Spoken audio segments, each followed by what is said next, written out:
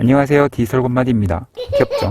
지난 시간에 위탁 판매하시는 분들의 매출과 순수익에 대한 조급함에 대해서 말씀을 드렸었는데, 매출과 순수익만큼 중요한 게 바로 세금이죠. 지난 영상에서 멘탈 관리 차원에서 많이 말씀을 드렸는데, 자, 이번 영상도 약간 비슷한 느낌이 될 것 같습니다. 늘 말씀드리지만 정말 세금은 아무리 강조해도 부족하지가 않아요. 특히 위탁 판매로 처음 사업을 시작하시는 분들이 많기 때문에 더욱 잘 정리를 하고 넘어가셔야 합니다. 먼저 세금에 대해서는 지난 영상에서 자세하게 다룬 게 있으니까 아직 안 보신 분이 있으시면 이 영상 참고해 주세요. 그리고 부가세 신고도 중요하지만 이번 달이 5월이죠. 자, 그래서 종합소득세 신고를 하셔야 합니다. 참고로 종합소득세는 작년도 거를 올해 신고하는 거기 때문에 올해 사업 시작하신 분들은 안 하셔도 되고요. 올해 사업분은 내년 5월에 신고하시면 됩니다. 하는 방법은 지난번에도 말씀드렸고 또 영상을 찾으면 많이 나오니까 바로 본론으로 들어가겠습니다. 이미지 하나를 보여드릴게요. 저희 수강생 단톡방에서 나온 말인데, 종합소득세가 40만 원이 나올 것 같다고 합니다. 번 건 별로 없는 것 같은데 부가세도 환급 받으셨다고 하고요. 또 이번에 매출 1000만 원 찍었는데 매출이 높으면 안 좋은 게 아닌가 라고도 말씀을 하십니다. 먼저 충분히 이렇게 생각하실 수 있어요.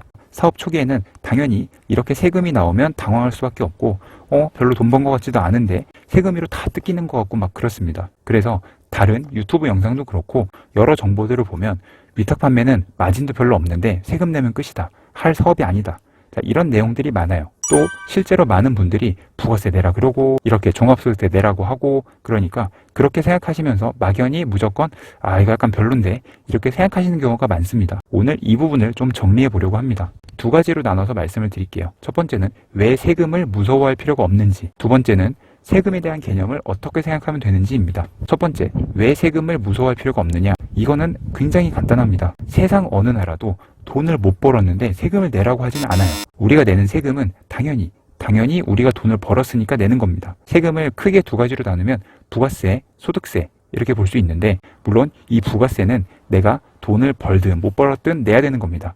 상품 결제를 받을 때 부가세도 같이 받은 거라서 이거는 나라에 다시 내야 하는 거거든요. 근데 부가세가 상품 금액 대비 10%라고 해서 내가 매출액 대비 10%를 무조건 날아야 된다?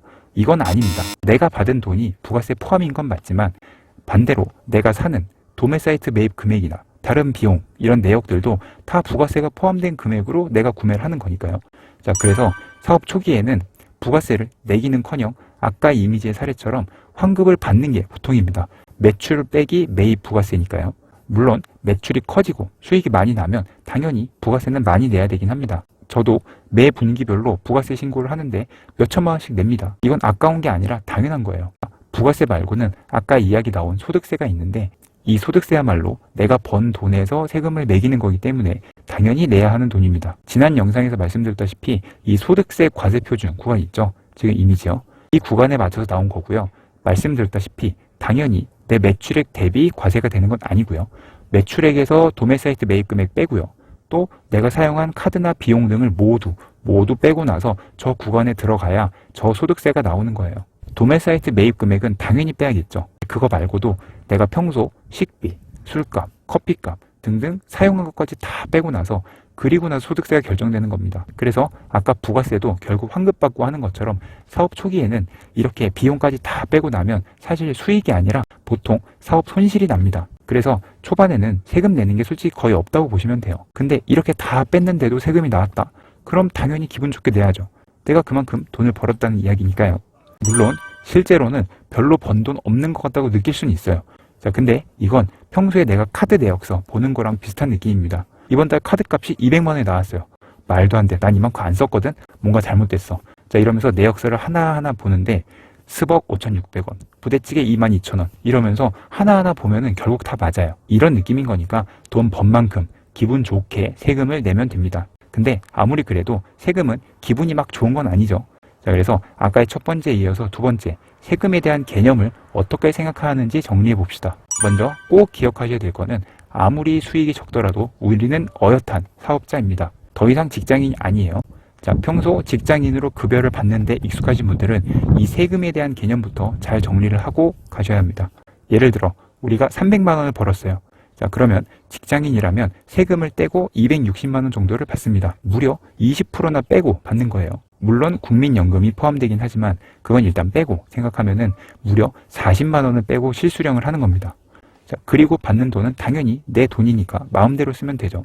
그런데 사업자는 내가 300만 원 벌었잖아요. 그러면은 일단 300만 원이 다 내 통장에 들어옵니다. 왜냐면 결제를 내가 고객에게 직접 받았잖아요. 그래서 일단 돈을 다 받은 다음에 내가 쓸 거 쓰고 나서 그리고 나라에 세금을 내는 거, 이렇게 보시면 돼요. 우리가 직장인 급여에 익숙해서 사실 내 통장에 들어온 돈은 다 내 돈이라는 인식이 좀 있어요. 한 번 돈이 들어왔는데 이걸 뭔가를 좀 내야 된다고 하면은 뭔가 생돈이 나가는 것 같고 좀 아까운데, 애초에 이 돈은 내 돈이 아니라 미리 냈어야 되는 세금, 이거라고 생각하시면 조금 마음이 편합니다. 그리고 사실 소득세도 중요하지만 일단 부가세는 매입 부가세 말고는 아낄 수 있는 방법이 없기 때문에 매출이 커지면 사실 부가세는 무조건 내야 돼요. 그래서 매출이 크신 분들은 헷갈리지 않게 부가세 통장을 아예 따로 만들어서 돈을 넣어놓는 경우도 많습니다. 세금 낼 돈을 미리 빼놓는 거죠. 근데 당연한 거지만 미리 돈을 다 떼고 받는 거랑 아니면 일단 돈을 다 받은 다음에 내가 쓸 거 쓰고 남은 거 내는 거, 둘 중에 어떤 게 더 좋을까요? 당연하지만 일단 받고 나중에 내는 게 훨씬 좋은 겁니다. 내가 비용 처리를 얼마나 잘하냐에 따라서 내야 되는 세금이 확 줄어들 수도 있고요. 심지어 손실이 나면 돈을 한 푼도 안 낼 수도 있어요. 지난 세금 영상에서도 많이 말씀드렸지만, 그래서 사업을 하면 이 절세를 어떻게 하냐가 정말 중요합니다. 내가 어떻게 하냐에 따라서 세금을 덜 낼 수 있으니까요. 물론 이걸 탈세까지 가면 안 되겠지만 절세를 하는 방법은 참 여러 가지가 있습니다. 당장 우리가 타는 차만 해도 내 소유로 가지고 있다면 자동차세, 보험료, 유류비 등등이 다 내 개인 돈이 나가는 거예요. 근데 이걸 렌트나 리스로 바꾸면은 이 전액 비용 처리가 가능합니다. 자, 그 외에도 수많은 절세 방법이 있고 이거는 각자 어떻게 운영하냐에 따라서 다르긴 하지만 어쨌든 우리가 꼭 기억해야 하는 거는 다 이미 떼고 받는 직장인보다는 받고 나서 나중에 세금을 내는 이런 사업자가 세금적인 면에서 훨씬 낫다는 겁니다. 물론 매년 2번 부가세 낸다라 힘들고 5월에 소득세 내서 힘들고 이런저런 얘기 많죠. 자, 근데 팩폭을 하자면 애초에 내 통장에 있는 돈이 다 내 돈이 아닌데 이걸 다 내 돈인 것처럼 생각하면서 쓴 것 자체가 잘못된 거죠. 내가 받은 돈은 다 내 돈이다.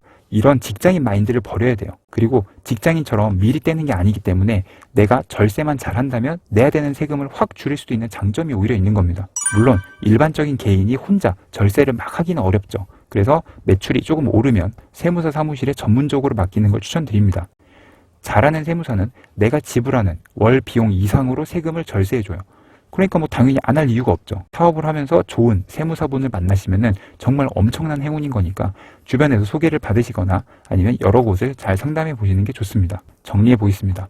첫 번째, 세금은 내가 번 돈에서 내는 거라서 전혀 무서워할 필요가 없다.